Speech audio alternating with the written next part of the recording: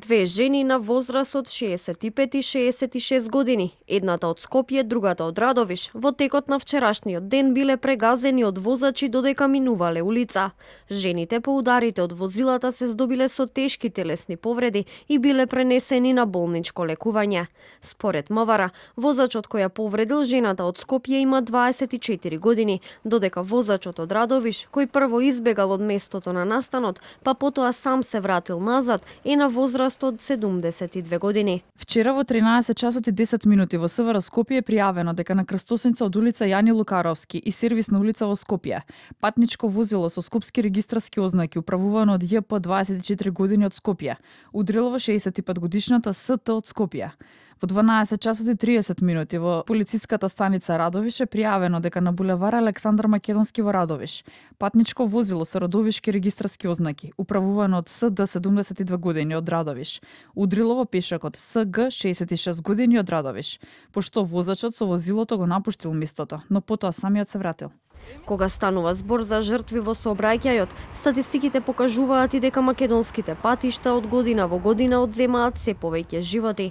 Маја Арсовска-Манов, началник на сектор за сообраќај при МВР, во вчерашното гостување во 24 анализа на телевизија 24, кажа дека најголем дел од несреќите се случуваат во населените места. Во првите 4 дена од ноември имаме 6 загинати лица. Бројката, за жал, в година ни расте, почнувајќи од 2020 година па навака. 2020 година бројките се 112 загинати лица, 21 се негдека 116 лица, 22 се 124 лица, 23 година се 127 лица и лани се 142 лица. Повеќето загинати лица се на отворените патни правци, не се во градовите, иако поголемиот број на случајни сообраќајни незгоди се случуваат во населените места. Според сообраќајниот вештак Дејан Трпевски, главната причина поради која се случуваат незгодите е возење со поголема брзина од дозволеното. Генерално, како причинители за сообраќајните незгоди се јавуваат 3-4 причини. Во главно тоа се брзина, управување на возила без возачка дозвола, значи недоволна едукација и обука на возачите кои што ги управуваат тие возила, присуство на алкохол во организмот и непочитување на поставена сообраќајна сигнализација, дали обележана хоризонтална или вертикална сигнализација без разлика.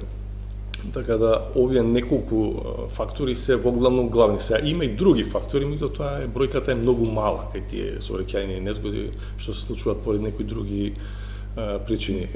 Фактор број 1 од сите овие набројани е брзината.